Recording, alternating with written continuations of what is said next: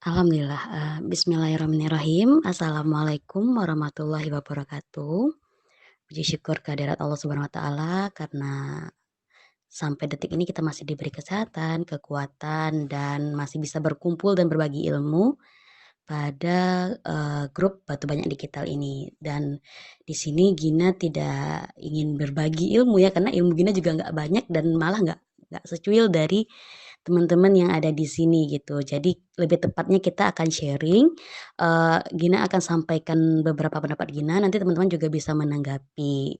Dan sebelumnya Gina ucapkan terima kasih kepada Bapak Henry Ilham yang sudah memperkenalkan dan memperlihatkan CV Gina yang tidak seberapa sebenarnya, tapi, ya seperti itulah riwayat, pengalaman Gina sebelumnya.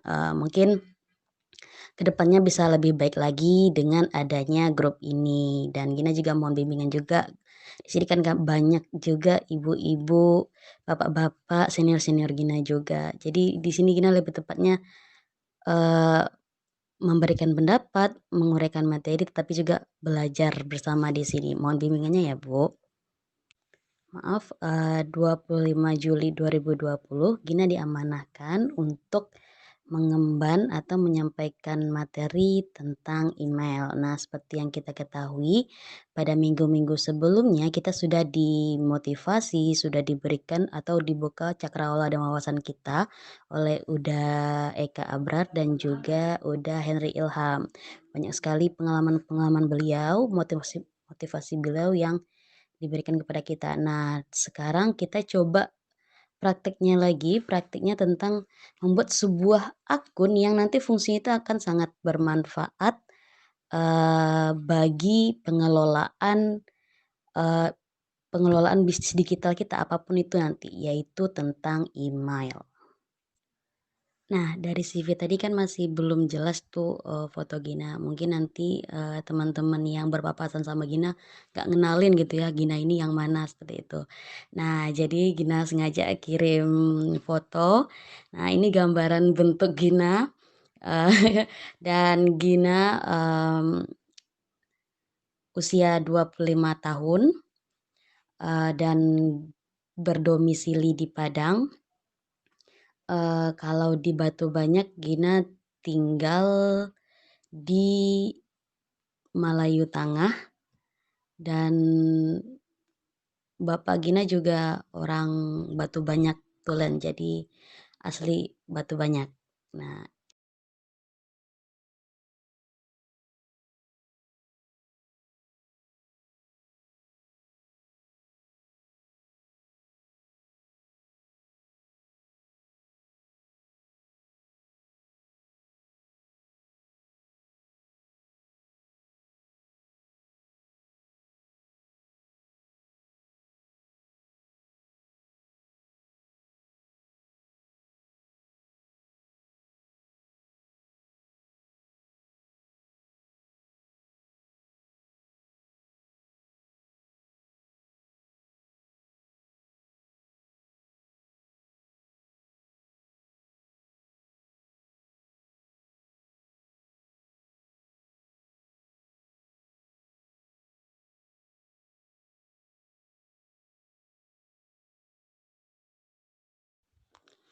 Gina yakin, teman-teman di sini pasti sudah tidak asing lagi dengan yang namanya email atau, kependekan dari electronic mail atau surat elektronik. Nah, jadi seiring perkembangannya zaman, surat itu tidak lagi kita tulis manual, tidak lagi kita harus, amplopkan, tidak lagi harus kita kasih belangko, tidak harus kirim ke pos. Tapi, sekarang kita sudah bisa menulis surat, dengan, menggunakan teknologi, dengan menggunakan alat, elektronik, dan kita juga bisa langsung mengirimnya tanpa perantara perantara media gitu, tapi medianya ada sih, medianya elektronik ya, tapi tanpa adanya proses yang panjang seperti itu. Jadi lebih memudahkan kita, lebih, menyingkatkan waktu kita untuk komunikasi ataupun bertransaksi ataupun, mmm, bekerja sama dengan satu pihak, antara satu pihak dengan pihak lainnya.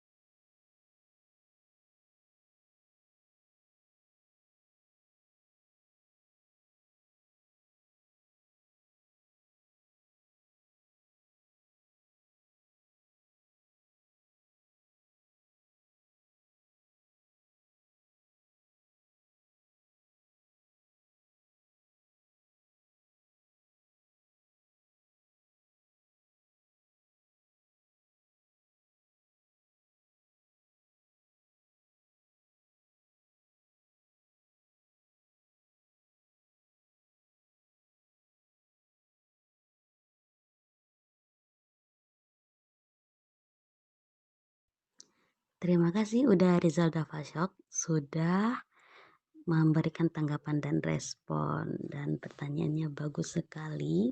Kira-kira email mana yang lebih mudah diakses seperti itu. Oke. Nah, jadi tadi ada 3 yang Gina jelaskan dan sebenarnya masih ada 10 item lagi yang sebenarnya bisa teman-teman gunakan, eee, untuk pembuatan email. Dan yang paling mendukung untuk kegiatan bisnis, terutama dalam pemasaran bisnis, kita lebih baik menggunakan email besutan dari Google atau yang sering kita kenal dengan Gmail. Karena apa? Karena di Google atau ketika kita membuat alamat email di Google, nah itu akan banyak hal yang akan bisa kita dapatkan dengan menggunakan satu alamat email saja. Nah, jadi, selain kita bisa kirim surat, di Gmail atau dengan menggunakan Google kita membuat email itu juga bisa membuat bisnis ataupun mengelola bisnis. Nah, jadi, keuntungan atau keutamaannya kita menggunakan Google sebagai akun email kita adalah kita akan banyak mendapatkan fitur-fitur lainnya. Jadi, sekali dayung 30 terlampaui gitu kan. Kita juga bisa, menjadikan akun atau alamat email kita itu sebagai akun YouTube kita, alamat email juga bisa digunakan sebagai akun bisnis kita dan juga, kalau misalnya guru gitu kan atau bapak ibu kepala sekolah seperti itu, bisa menggunakan Google Classroom atau Google Meet sebagai fitur, pembantu promosi atau kegiatan, cukup dengan satu alamat email saja.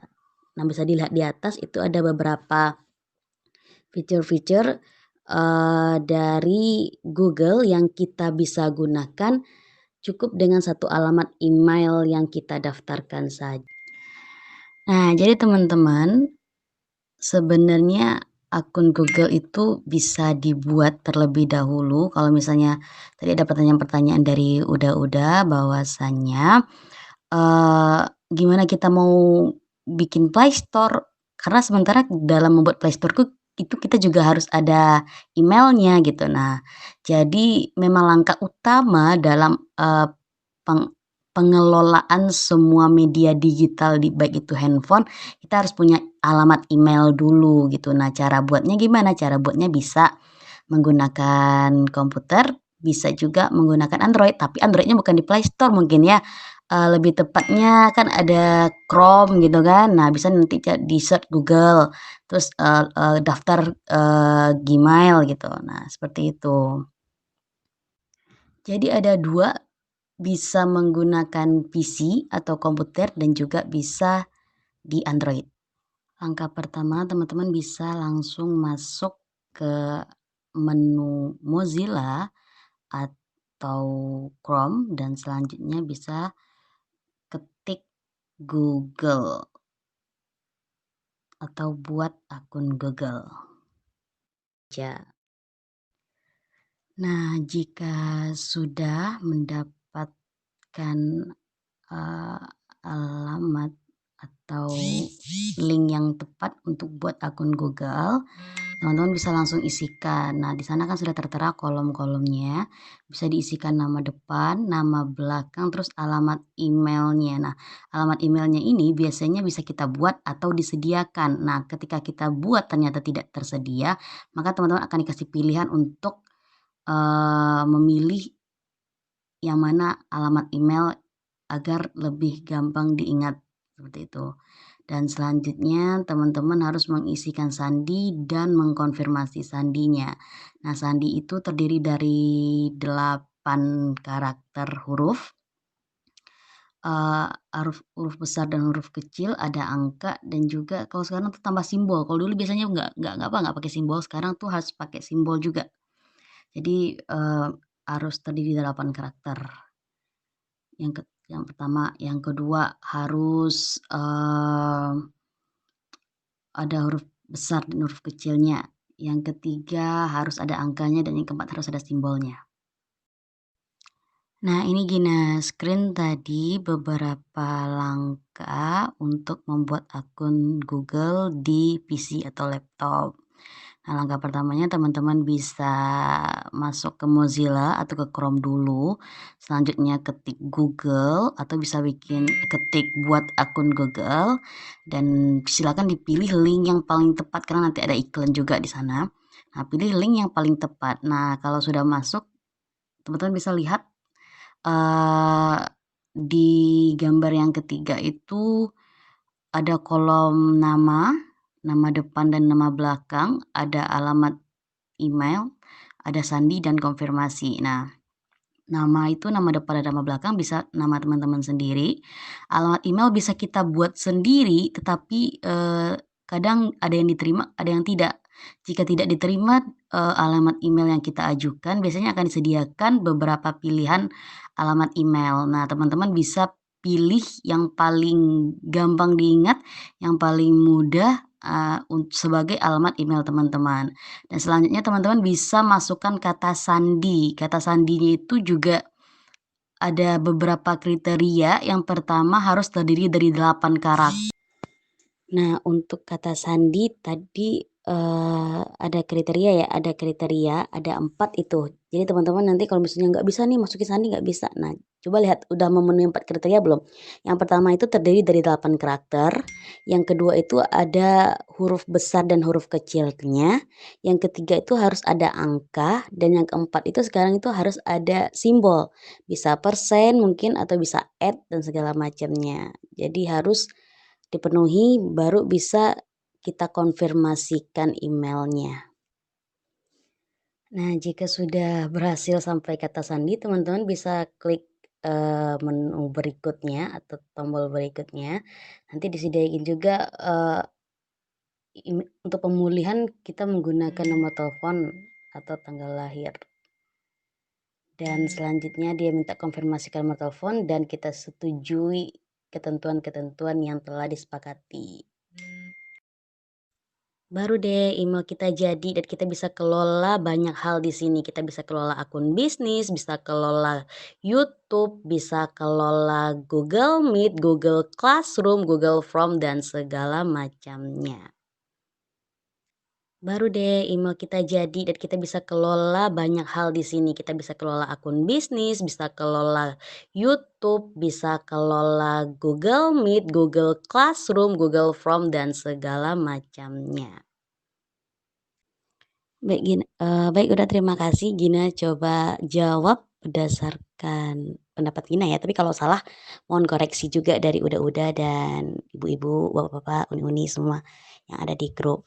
Nah, kalau misalnya beda akun sama email, kalau akun itu ibarat rumahnya gitu kan, misalnya rumahnya ini akunnya Facebook, akunnya YouTube, akunnya, apalagi ya, Twitter misalkan. Nah, kuncinya itu alamat email. Nah, jadi kita bisa masuk ke akunnya kalau kita punya alamat emailnya. Jadi beda, akun itu lebih ke wadahnya, rumahnya, tempatnya, sementara kalau alamat email itu kuncinya atau bisa jadi password-nya atau bisa jadi apalagi nama istilahnya yang agar mudah dipahami, atau bisa jadi, alat untuk kita bisa masuk ke dalam sebuah akun. Itu menurut Gina, kalau salah mohon koreksinya. Baik, terima kasih, Bapak moderator. Nah, jadi tadi ada pertanyaan tentang retas dan meretas. Nanti itu akan kita jawab setelah kita ketahui dulu bagaimana ya cara mengamankan akun kita ini agar tidak diretas oleh pihak lain atau agar data kita tidak bisa di-copy oleh orang lain. Nah, lebih baik kita mencegah dulu kan, preventif dulu, jadi, sebisa mungkin kita mengamankan akun milik kita. Oke, slide selanjutnya ya. Nah, ini ada beberapa tips yang perlu teman-teman, apa namanya ya, ingat atau teman-teman perhatikan agar, nantinya ketika terjadi sesuatu dengan email kita atau alamat email kita bisa mengantisipasinya. Nah, yang pertama ingat pertanyaan pengaman. Nah, pertanyaan pengamannya biasanya, eee, kalau di Gmail itu bisa ada akun pemulihan, ada pakai apa namanya, nomor telepon, atau kalau misalnya di Yahoo biasanya ada pertanyaan pengamanan misalnya, "Siapa nama ibu kandungmu?" Biasanya ada itu kan pas kita daftar. Nah, jadi itu harus selalu diingat agar jika terjadi sesuatu kita bisa, eee, mengembalikan akun kita lagi karena kita tahu jawabannya.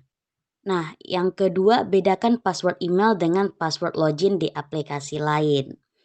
Eee, karena email ini kuncinya kita ya untuk semua akun yang ada di sosmed, kalau bisa dia beda sendiri dari yang lain biar tidak mudah diketahui oleh orang lain, data-data kita, atau akun-akun kita seperti itu. Jadi kalau yang lainnya mungkin bisa sama, yang khusus untuk email boleh dibedakan. Yang ketiga, ganti password secara berkala. Nah, ini juga penting. Kenapa? Karena, kebanyakan kayak kita gunakan password itu ada masa kadaluarsanya. Kita pernah juga coba seperti itu, padahal kita sudah ingat sekali sama password-nya kan, tapi harus dilakukan atau diganti secara berkala. Mungkin bisa jadi ketika kita membuka email kita di tempat umum, kita lupa menutupnya kembali. Nah, jadi pernah juga diganti password Gina karena Gina punya akun pemulihan jadi bisa dikembalikan lagi gitu. Jadi pokoknya secara berkala agar ada pembaharuan di emailnya kita, jadi kita nampak aktif oleh si pemegang email ini yang berkuasa si Google kan, kalau tidak takutnya nanti tidak diaktifkan lagi email kita karena tidak kita ganti password-nya. Yang ketiga, simpan alamat email dan password di tempat yang aman. Nah, gimana nyimpannya ya? Karena kalau kita simpen ada bendanya nampak jelas, simpan di lemari gitu kan. Nah, ini simpannya bagaimana? Atau kita simpan di pikiran. Seberapa ingat sih kita, seberapa apa namanya, karena udah saking banyaknya password gitu kan, yang mana password kita jadi lupa gitu. Nah, jadi, eee, memang sebaiknya kita simpan dengan baik, jika tidak akan ada nanti penjelasan cara mengamankannya. Next ya. Nah, jangan gunakan password dengan tanggal lahir. Nah, itu tipsnya juga. Pokoknya jangan yang ada kaitannya password itu dengan informasi umum, apakah itu nama, apakah itu tempat lahir, atau tanggal lahir, atau alamat. Pokoknya cari seunik mungkin password untuk email. Nah, ini beberapa langkah yang bisa kita lakukan untuk mengamankan email kita dari peretasan. Nah, yang pertama itu lakukan pemeriksaan keamanan. Nah, pemeriksaan keamanan ini bisa teman-teman lihat di menunya pusat bantuan, bantuan keamanan. Nah, teman-teman akan mendapatkan, fasilitas ataupun informasi-informasi tentang, pemeriksaan keamanan ini. Nah, jadi ada beberapa langkah, ada 4 nih yang disediakan oleh email atau Gmail itu, cara melakukan pemeriksaan keamanannya. Yang pertama itu menambahkan, menambahkan atau memperbarui opsi pemulihan akun. Nah, di dalamnya ini nanti akan tersedia itu informasi pemulihan akunnya menggunakan alamat email yang berbeda alamat email lainnya atau menggunakan nomor telepon yang aktif. Jadi ketika teman-teman tidak bisa login atau tidak bisa masuk ke dalam, email teman-teman, teman-teman bisa, meminta konfirmasi ke email lainnya atau ke nomor telepon kita.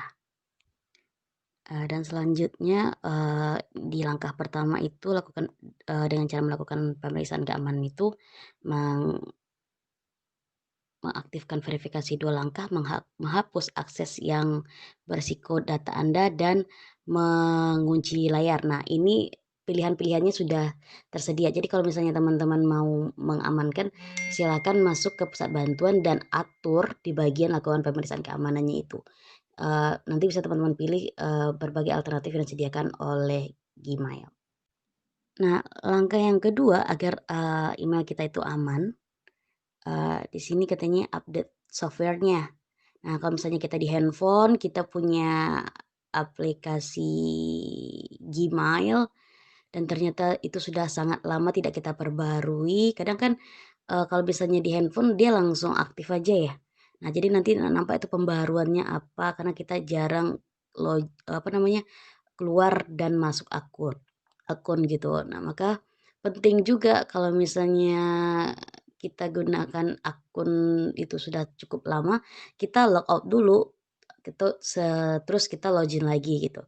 Nah, jika, software-nya dirasa sudah tidak nyaman lagi karena mungkin terlalu berat, eee, informasinya nanti kan, bisa copot dulu pemasangannya dan dilanjutkan install lagi agar ada pembaharuan karena kan nggak ibarat tempat ya atau ibarat benda kalau misalnya posisinya tak di satu tempat aja takutnya akan terjadi permasalahan berkarat kah, berdebu kah, segala macam. Nah, maka perlu juga akun itu seperti benda benda abstrak atau benda yang bisa disentuh lainnya gitu.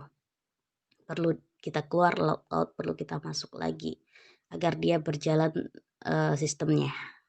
Nah, langkah yang ketiga agar email kita tetap aman, gunakan sandi yang unik dan kuat. Nah, tadi itu kan udah dijelaskan beberapa tips agar tidak mudah diketahui oleh orang lain, email ataupun password kita. Maka gunakan sandi yang unik dan kuat. Dan jika memang terjadi juga permasalahan nantinya atau mungkin ada orang lain yang mengetahui sandi kita,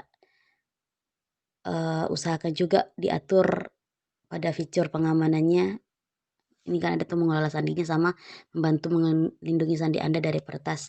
Nah, mungkin bisa diaktifkan beberapa pertanyaan di sana sehingga, jika terjadi permasalahan kita sudah mengantisipasinya. Dan yang kelima itu lindungi terhadap pesan dan konten yang mencurigakan. Nah, biasanya juga ada tuh pesan-pesan masuk ke emailnya kan, klik ini, klik itu kan pesan, dapatkan ini, dapatkan itu. Nah, dan semuanya itu tidak selalu baik. Pasti ada beberapa link itu yang seperti kita sampaikan tadi, itu berupa link hacker atau link virus. Jadi kalau misalnya link hacker dia bisa mengopi data kita, kalau link virus bisa jadi hilang kan data kita. Jadi untuk amannya, jika benar-benar ini apa, saya merasa itu tidak pernah saya buka gitu kan, atau tidak pernah saya ikuti website atau link tersebut. Jadi secepatnya atau sebaiknya dihapus atau juga bisa tuh mengatur di bagian lindungi lindungi pesan apa, lindungi terhadap pesan itu ada tiga tiga alternatif yang diberikan atau 3 pertanyaan pengamanan nanti yang akan diberikan. Jadi teman-teman bisa, eee, mengamankan atau melindungi akun teman-teman dari hal-hal yang tidak diinginkan nantinya. Baik, terima kasih kepada Bapak moderator yang sudah, mengatur jalannya diskusi kita pada hari ini. Jadi, banyak hal yang harusnya belum masuk ke materi sekarang, tapi bisa di-handle, oleh moderator. Nah, jadi seharusnya memang materi kita cuma mengenal apa itu email gitu kan, terus, bagaimana cara membuat email dan bagaimana cara mengamankannya. Dan selanjutnya tentang fitur-fitur tadi itu akan dibahas juga pada pertemuan-pertemuan selanjutnya gitu. Eee, Respon yang luar biasa dari teman-teman juga, jadi harapan gina, apa namanya, ruang belajar ini, Batu Banyak di kita ini tidak hanya informasinya satu arah dari pemateri, kita nggak ada pemateri di sini ya.